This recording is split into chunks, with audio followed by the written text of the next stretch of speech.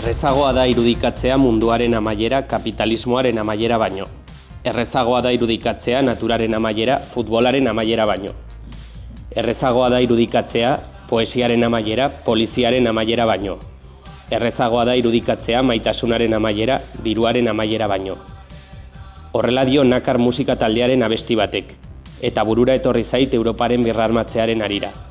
Izan ere, errezagoa da irudikatzea derrigorrezko soldaduskaren buelta ejertziturik gabeko Euskal Herria askea baino.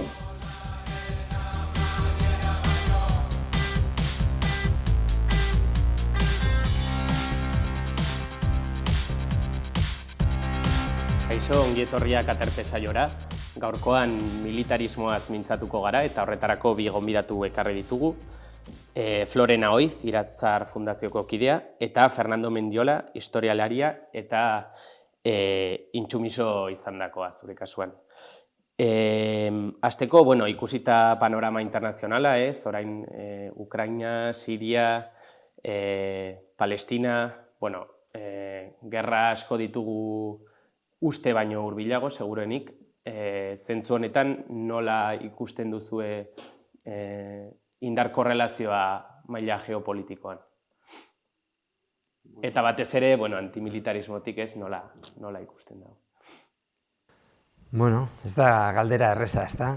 Eta nik uste importantea dela hori azpimarratzea, ez da? Bizi garela momentu zail batean eta zalantzaz beteriko momentu batean, ez da? Gerra hotzaren bukaerak ekarri zuen mundu bat, zeinean Estatu Batuen hegemonia oso argia zen, eta oso indartsua, ez da? Baina hori 21. mendea aurrera joan da, pitzadurak joan dira agertzen, ez da? Pitzadurak ere lotuta Estatu Batuen ahulezi ekonomikoarekin, ez da? Azken batean defizit etengabean bizi den ekonomia bat izan baita, ez da? Eta orduan, hegemoni hori ahuldu da, eta mundu mailako beste potere batzuk ere sortu dira, indartu dira, ez da? Txina, Rusia, batez ere, eta nik uste alde batetik daukagu egoera bat zalantzaz beterik, eta etorkizuna ere, ezta? Nik uste hori dela pixka bat gaurko egoeraren.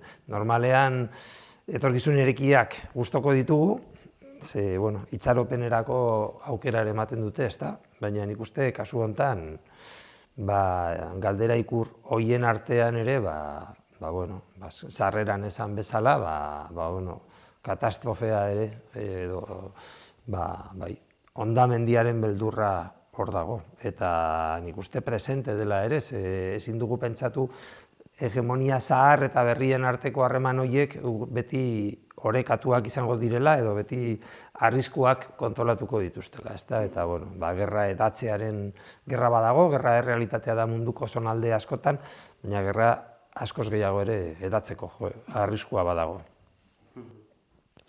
Ni ados, gerla errealitatea da munduan. Egia esan oso zaila da pentsatzean noiz ez den gerrarik egon munduan, ezta? Eta azkenen urtetan ikusi dugu, orain Fernandok esan bezala, afera da sentitzen dugula gerla inoiz baino gertuago, edo behintzat azkenengo urte batzutan baino gertuago, ez? Eta gertuago gure posizio geopolitikotik, Europan gauden tokitik, ezta? Nik esango nuke transizio batean gaudela. Nolabait hegemoniaren puntu nagusia hegemon deitzen den bakar batetik gatoz, estatu batuak izan ziren, bigarren munduko gerlaren ondotik, baina orain egoera hori ez da hain argia eta agertzen ari dira beste hegemon izan daitezke edo izan nahi duten beste estatu batzuk eta beste bloke batzuk mundua ere Pazifiko aldera mugitzen ari da, munduaren ardatza, bestea beste, eta testuinguru horretan argiago transizio batean gaudela. Bagoaz beste nunbaita, baina ez dakigu noragoa zen. Dakizkigu gauza batzuk, dakizkigu globalizazioa krisian dagoela, hori argi dago, dakigu baita ere estatu batuak daudela gainbera, Europa ere bai, eta badakigu agertzen ari direla potentzia berriak. Batzuen arabera, potentzia horiek estatu batuen leku hartu nahi dute. Beste batzuek esaten du da, Txinak ez du hori esaten du beste zerbait, baina pentsatzekoa da behintzat hegemonia bila dabiltzala batzuk eta besteak. Nola osatuko da mundu berri bat? Ez dakigu eta kezkagarriena da ez dela baztertzen transizio horretan armen erabilpena. Eta gerla izatea transizio horren elementu bat. Transizio gatazkatsua izango dela argi dago, hegemonia daukanak ez duelako galdu nahi, eta indar ezberdinek hartu nahi dutelako kontrol bat, beraz, beraien artean ere lehiatzen dira, ezta? Hor, nolabait, lehiakortasun bat egotea gauza bada, gatazkatsua izango da. Baina gatazkak egiteko forma ezberdinak dira, ez? Oso zaila egiten zaigu pentsatzea transizio hori baketsua izatea, baina berriz hala beharko litzateke, ezta? Eta lehiakortasun horretan, Europa saiatzen ari da nolabait ez gailentzen, baina behintzat muturra sartzen, eta horretarako ezinbestekoa du gerra diskurtsoak edatzea, eta hor nik uste dut gurpil zoro bat sortzen dela, ez? Gerrateek sortzen dituzte gerra diskurtsoak edo gerra diskurtsoen aldeko edo gastu militarraren aldeko diskurtso batzuk, ez? Eta horiek aldi berean gastu militarra areagotzen dute, gerrate gehiago, orduan, nola ikusten duzu Europaren papera momentu honetan? Ni Europaren paperara, edo Europaren paperarekin hasi horretik, ez da, nik uste Florenek oso argi pixkat marraztu duela panorama, horrekin osagarri ere da tranzizio hortan eta momentu hortan munduak baduela beste kezka bat oroar. Eta da eredu, hazkunde ekonomiko ereduaren agorpena. Eta orduan hor badago beste elementu bat, ezta? Eta da alde batetik dago hegemonia taldeen arteko oreka, baina beste alde batetik dago gatazka berri bat baliabideak eskuratzeko. Eta, azken batean argi eta garbi ikusten da baliabideak bukatzen ari direla, edo ez direla behintzat agortezinak, eta, badugu alde batetik gerlaren beldurra, eta beste alde batetik badugu munduaren krisi ekologiko-klimatikoaren beldur hori, ezta, eta horregatik, besterik gabe, ezta, beste arrisku bat horrekin lotuta, eta gatazketan ere, Afrikako gatazketan, panorama horrek ere, edo elementu horrek, badu argita garbi garrantzia handia, ezta, azken batean mineral batzuk eskuratzeko, en fin, Eta gero Europa. Nik uste Europa, aspaldi, ez dakit aspaldik edo betidanik egituratzen denetik potentzi ekonomiko eta lehendabiziz Europako elkarte ekonomikoa, gero ja Europar Batasuna, beti egonda hor elemento militarista bat eta beti egonda hor proiektu armatu bat. Eta beti egonda hor estatu batuekiko aliantza eta menpekotasun bat, baina, klaro, eta beti egon dira ere gora berak tensio batzuk, ezta? Bai Frantziak eta bai Erresuma Batuak bere momentuan ere izan dituzte, armamentu nuklear propio izatearen garrantzia, Frantzia ustez NATOko edo egitura militarretik kanpo, figura zail hori, ez da, azaltzen zaila den hori, eta Ukrainiako gerrarekin ere, Europak, eta hori esan behar da, bestela bat dirudi berria dela von der Leyenen gerrarako grina, Ukrainiako gatazka sortzen denetik, Ukrainiako gatazka sortzen denetik, ez Ukrainiako inbazioa ematen denetik, gerlaren aldeko diskursoa egiten du Europak. Aldatu dena da, aliantzak, ezta? Osea, momentu baten, bazirudien, gerlarako apostu hori bazela estatu batuekin batera, eta gainera estatu batuen besotik, eta orain, estatu batuen papera hor aldatu egiten da, eta Europa bizkat deskolokatua gelditzen da. Kontu gehiago daude. Ni ados nago, Fernandok esandakoarekin, badago Naomi Kleinen liburu bat honek dena aldatzen du izenburua duena, eta da aldaketa klimatikoaz, zibilizazio krisia izen asko ematen aldizkiogu, ezta, eta denak zuzenak dira, behar bada izen bakarrak ez duelako konplexutasuna bere barnean hartzen, ez? Eta egoera horretan oso kezkagarria da, hori da marko orokorra, eta oso kezkagarria da pentsatzea planeta gisa ditugun arazoen aurrean, ez dagoela erantzun planetariorik, baizik eta bestelako, areagotzen ari dira munduaren kontrola izateko planak, munduaren kontrola beste batzuei munduaren errekursoen ukapena eginaz, ez da bakarrik gana, eta logika horiek inposatzen ari dira, ez da? Eta gaina gerlek areagotzen dute egoera hori badakigu, ez? Aldaketa klimatikoan beste, ez bakarrik froga nuklearrek eta erabilpena, armagintza horren erabilpena ja efektuak ditu, ez da? Panorama horretan Europarena nik uste dut Europak maila batean, Europako elitek behintzat, eta jendarteko sektore batzuek ere bai, oraindik ikusten dute bere burua munduaren erdigune bezala. Europan oso barneratuta dago historiaren zentraltasun bat, ez? Nunbait Europak mundua zibilizatu du, Europak bere burua ikusten du goren, ez? Pentsamendu mailan, kultura mailan, artean, literaturan, musikan, gauza guzti horietan, zientzian, teknologian, armagintzan, gauza guzti horietan badago fantasia bat, eta fantasia hori, maila batean errealitate izan zen garai batean, baina aspaldi ez da, ez? Baina oraindik egitura batzuk, egitura psikologika eta egitura kolektibo batzuk mantentzen dira hori aldatu ez balitz bezala, ez da? Europak oraindik fantasia hori du. Eta horregatik ikusten ari gara Trumpekin eta Trump eta Putinen arteko hurbilpen horrekin, eta gertatu diren beste gauza batzuen aurrean nolabiteko ezuste handi bat, ez? Europan batzuk konturatu dira bapatean fantasia besterik ez dela. Hau da, munduaren erdiguneak beste toki batzutan daudela, eta Europak onartu behar du, Europar Batasuna, hori matizazio hori ere ongi dagoitea, ezta? Europak onartu behar duela, egun batetik bestera, bere babesle handiena edo bere sozio handiena zena, estatu batuak, ez? Baduela beste autu bat egiten, duela, eta beraz Europa paso egiten duela nolabait, ez? Eta Europa hor zegoen Errusiaren kontrago dinamika batean sarturik nahita behartuta bietatik seguruena, baina bapatean egiten da akordio bat edo hurbilpen bat beste batzuen artean eta erabat tokiz kanpo gelditzen da, ezta? Nik uste dut hor batzuk ari direla orain aspaldiko gainbera baten aurrean beren burua jartzen, ez? Ari dira hor, eta baina egia esan ez da atzematen hor benetako gogoetarik egiteko egiteko borondaterik, ez? Aspaldi defendatzen ari zen jende asko Europak bere segurtasun politika izan behar zuela. Segurtasuna eta armagintza gauza ezberdina dira. Gauza bada esparru baten segurtasuna bermatu nahi izatea eta bestea da armagintzaren bidez egitea. Neutraltasun eskaera bat, hau da, adibidez, Suiza da oso arrakastatsua bere segurtasuna bermatzen historikoki, neutraltasunaren bidez.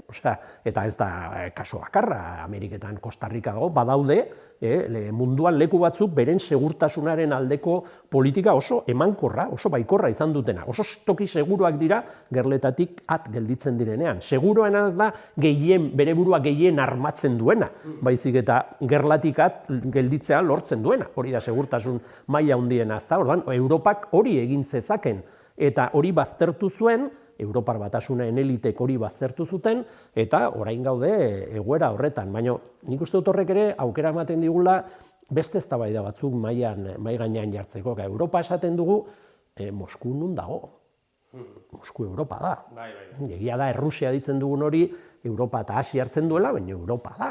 Errusiaren aste honetan Turkia Europa da, zen, eta nahita esaten dut aste honetan, ez zen, komeni denean Europa da, eta komeni ez denean Asia da, eta orduan, Europaren inguruko gogoeta bat egin beharra da, ez? Nik uste dugu Europarra gaudela, toki batean gaudelako, kulturalki ere lotura batzu ditugulako, baina guk ez dugu imperiorik izan, eta berriz Europa egin den Europar Batasuna eta Europaren ideia horiek ezin dira ulertu imperialitateari erreparatu gabe. Imperio eta imperio horien federazio bat da, beste batzuekin batera Europar Batasuna maila batean, eta horregatik eredatzen du munduari begiratzeko, horregatik ezustea gertatzen da, ez? Europako eliteak ohituta daude munduari goitik bera begiratzen, eta orain ezin dute hori egin. Eta ez dakite, Macronek ez du ulertzen, eta gainera verbalizatzen du. Frantziar elitek ez dute ulertzen nola Afrikako zibilizatu gabe horiek posiblea duten Frantziako interesak edo Frantziako armada botatzea. Ez zaie buruan sartze, nola da posible, zibilizazioa ematen diegu, eta ez dute nahi. Horrek asko esaten digu, ez? Oraindik mentalidade hori... Eta monetaien menpe izan da, eta... Hala da, baina mentalidade hori oso tragikoa da, baina orain esanguratsuki niretako Europaren autonomia segurtasuna mailan. Hor izan zitekeen ideia interesgarri bat nola erabiltzen ari diren bakarrikan armagintza, esparruan eta berrarmatze baterako. Ez zaie bururatzen, adibidez planteatzea, segurtasun politika bat neutraltasunaren esparruan kokatu daitekenik, edo Errusiarekiko hurbilpen batean. Europak ez du hartu paper bat munduan esateko, bagoaz mundu mailako transizio batera, Europa izan dadin, transizio horretan bide baketsuak erabiltzearen aldeko indar bat. Eta hori izan daiteke Europaren lekua munduan, zergaitik ez? Baina hori bilatzen nahi da, ez bilatzen nahi da, gari dena beste zerbait da. Euskaldunok ere badugu gure tradizioa imperialismo hortan. Bai. Eta hori ere batzutan ahaztu egin zaigu. Eta armagintzan. Armagintzan tradizioa eta batzuek nahi dute etorkizuna. Aizue, aterako gara momentu batera eta batez ere Euskal Herriko errealitate edo oroimen hori ona ekartzeko, aterako gara eta ikusiko dugu panorama internazionalak nola eragiten dion iritzi publikoari, eta horretarako joango gara kale hotsak entzutera.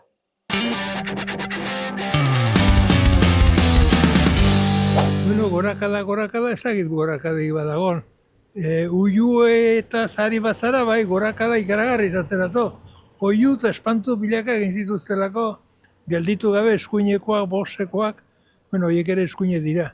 Eta, momentuz egoerak segitzen du orain arte bezala, eta badirudi aurrera segituko duela ere, naiz eta animeleko indarra eta animeleko astakeriek egiten eta erraten ari diren eskuineko jendeak, eskuineko taldeak. Baina ez dut uste gorakada handiak egingo dutenik, baina ez dut ikusten bere bizi modua oso erakargarria denik edo esaten duten gauzak oso absurdoak dira. Orduan, joango dira berantz eta listo. Galdu ez da deus galtzen, bakarrik aurnitzetan egiten dena da estali. Eta, igual hemen estali eginda gehienbet insumisuaren gaiarekin. Baina, uste dut horre hor dagoela, eskola zer erakusi zakon guri, eta erakusi zakon, militarrak ez dutela zertarako balio. Euskal Herrian ez dakit, Iruñan bai. Iruñan asko. Ez duela 6 urte, marabila zen kontuekin taula, zeuden, sobre todo gazteak, aurreraka bat egon zen, plan, todos muy echos pa'lante, baina orain, joten zara, cualquier manifestaziora, eta ez da berdina, ez da oiuak, ez da jendea. Ez dut uste, nik uste dut militarismoaren eraber kontra gaudela denak, baina ez dakigu, klaro, etorkizuna zer ekarriko diguten, auskalo. Estakeri hutsa, hemen gaurko Israelgo gerra ikusita, horren inguruan mugitzen diren harriak ere beharko genituen gugandik urrundu. Ez da derechorik egiten ari garela, naiz arma euskaldunak balin badire, eta euskaldunak balin badire armagintza hortan lanean ari direnak. Gaizki, ditzen zait, klaro, hori nolabait ez badu Euskal Herriak egiten norbaitek egingo du, nik ez nuke egingo.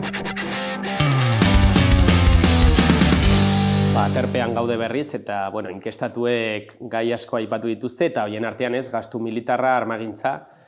Karo, zer da gaur egun armagintza, zen garai batean argi eta garbi zegoen ez armak fabrikatzea, baina gaur egun armak oso sofistikatuak dira, teknologiarekin harreman estua dute eta hori askotan aitzaki moduan ez erabili daiteke esateko edo izkutatzeko benetako gastu militarra. Eta, hor nik uste dut badagoela eztabaida berri bat honen inguruan, zer da gaur egun armagintza? Bada, azken batean, aipatzen ari garen testu inguru honetan, ez da, ja argita garbi eta lotzarik gabe aipatzen da, rearmearen ideia, ez da. Rearmearen ideia honek gainera erabiltzen dute, eta esaten dute orain gainditzen aldela zor publikoaren zapaia, orain estatuaren gastuak handitzen aldirela, orain estatuak industria propioak laguntzen aldituela. Hau da, orain arte neoliberalek esaten zutena ezin zena egin, orain armagintzarako posible da. Eta, klaro, eta zer da armagintza? Pues eske armagintza gaurko industria asko bezala, bada oso industria diversifikatua. Eta, hain zuzen ere, komponente asko behar dituena, komponente materiala, komponente tradizionalagoak, balistikarekin edo pizka bat munizioarekin lotutakoak, baina baita ere, inteligentzia artifizialarekin, eta sensoreekin, eta dronekin, eta oso teknologia aurreratuarekin. Zein da daukagun arazo asko aurretik, baina horien aurrean dago industria militarra identifikatzea. Eta horren froga da, nik uste horren froga da, berriki Mondragon taldeko arduradunek esan dutena. Beraiek prest daudela, defentsarako ahalegin honetan parte hartzeko, hau da, prest daudela, armagintzan laguntzeko, baina lasai, Euskal Herrian ez ditugu balak egingo, edo Euskal Herrian ez dugu munizio egingo, ezta? Eta, nik uste, erronka importantea, eta Europa, aipatu dugu, amildegi baten aurrean egon gaitezke, eta nik uste berreskuratu behar ditugula tradizio antimilitarista eta bakezaleak.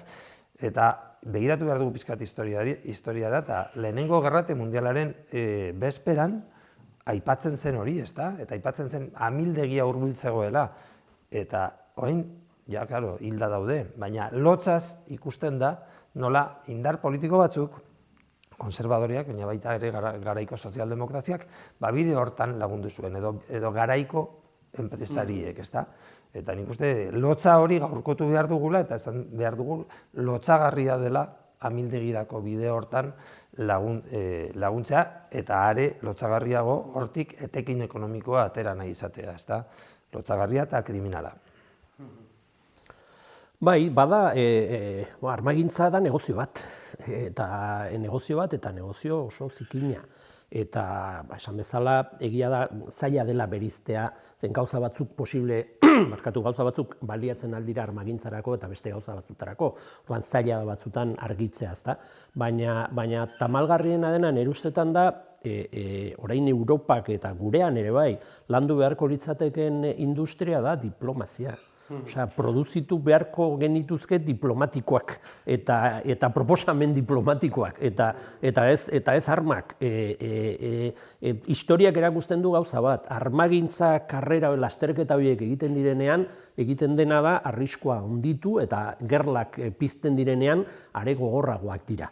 Orduan, nik uste dute nahiko, eta nik uste dut horren hori kolokan jarri behar dela. Normaltzat, nik batzutan entzuten nuen, lenguan ez dakitze irratitan o telebistetan zen, eta esaten zen, gure burua prestatu behar dugu gerlarako. Zer gerlarako? Ez zen aipatzen norekin, noren kontra edo zer gaitik, gerla. Baina gerla, etxairik gabeko gerlarik ez dago, edo, esan nahi dut, naturalizatzea, normaltzea, etorkizunean gerlak etorriko direla, eta guri ere tokatuko zaigula olako batean parte hartzea, hori inevitable gisa hartzea, ni uste du matxinatu behar galela horren aurrean. Hori ez dago idatzita. Hori behar bada norbaitek behartuko gaituzte edo eramango gaituzte edo ez dute beste biderik utziko. Baina hori ez dago idatzita. Inun ez dago idatzirik ezinbestekoa denik gerlaren bidez, prozesu guztia eta transizio historiko guztia gerlen bidez eramatea. Eta ni uste du beharrezkoa dela hori esatea. Badaude beste alternatiba batzuk, eta alternatiba hauek aukeratzen baldin badira da interes batzuengatik, ez behartuta daudelako. Bai, eta aipatu duzu hori naturalizatu egin dela diskurtso hori, ez? Eta naturaltasun horretik alde egitea izan daiteke egungo antimilitarismoaren erronka, zen gaur egun ez dago derrigorrezko soldaduzkarik, ez, adibidez. Orduan, mugimenduak seguruenik beraka egin du, ez? Baina zein da egungo erronka zentzu horretan? Zaila da, ez da, zen mugimendu antimilitaristak bizi izan zituen, ez da, bere urrezko garaiak gainbera joan da azkenengo urteotan, baina berriz hori pizteko egon ziren arrazoiak, zoritxarrez hor daude, ez da, mundu mailako militarismoa eta bide berriak nik uste, Euskal Herrian badeude aliantza batzuk, Gerrarik Ez plataforma, antimilitaristak EH, eta bai badira, baina nik uste falta dela malgutasuna, batzutan ere dogmatismoa ere gure artean ere bai, eta nik uste aliantzak zabaltzeko momentua dela, eta behar bada gastu militarra handitzearen aurka dauden guztiak, igual ez dira ejerzito guztien aurkakoak, baina nik uste badagoela sentimendua mankomun bat, garrantzitsuago dela ospitalak, misilak baino, eta hor nik uste lan egin daitekela eta aliantzak sortu. Oso antimilitaristak direnen artean, eta behar bada beste batzuk ez dira horren antimilitaristak, baina bakezaleak sentitzen dira, edo behintzat gastu soziala lehenestearen alde egon daitezken. Igual falta dena hor da perspektiba internazionalista bat, ez? Hori erakusten duzu nolabaiteko elkartasuna beste herrialdetako gerrak sufritzen ari direnekiko, ez da? Gure kasuan, geure gerlatxo batetik ere bagatoz, eta hau da, gatazka armatu batetik, eta nik uste horien darte gisa gehiengoak ospatzen du fase hori gainditu izana. Eta ontzat, hau da, aurrera pentsat hartzen dugu Euskal Herritar gehienok fase hori atzean utzi izana, eta beste fase batean egotean. Nik uste dut horrek ere ematen digula indar bat pentsatzeko hori dela nolabait mundura proiektatu behar duguna. Askoz ere hobe izango direla egin beharreko kudeaketa guzti horiek, transizio eta aldaketa guztiak nolabaiteko bide baketsuetatik eramatea lortzen baldin badu. Eta zentzu horretan nik esango nuke, behar bada batzutan egon dira mobilizazioa handiagoak, adibidez soldaduzkaren kontra edo Irakeko gerlaren kasuan, baina nik esango nuke Euskal jendartearen gehiengoa argiki dagola gerlaren kontra eta armagintzaren kontra eta gastu horren apostuen kontra, nik uste dut hori argi dagoela. Eskerrik asko gaurkoan gurekin izateagatik eta hemendik gure ekarpena diskurtso horri aurre egiteko borroka horretan. Eskerrik asko Fernando eta Florena. Eskerrik asko zuei. Gai hau. Aterpean ikusiko gara berriz. Euskal Herriko mugimendu antimilitaristaren gainbeherakada agerikoa da, bai, baina hori ere bada lorpenen ondorioa. Gaur egun ez dago intsumisorik, inorez baitago behartuta soldaduzka egitera. Gainera, Hego Euskal Herrian ez da oso posibletzat jotzen. Ipar Euskal Herrian, zoritxarrez, geroz eta gehiago. Eskuin muturraren baitan dago mehatxu hori, eta ez da ausazko zerbait. Armadak aterpesa joan gaitzetsi ditugun ideien guztien erakuslea da. Kapitalismoa, kolonialismoa edo patriarkatua, adibidez. Baina guk mundu berri bat daukagu bihotzean, dakarren abestia berriz gogora ekarriz.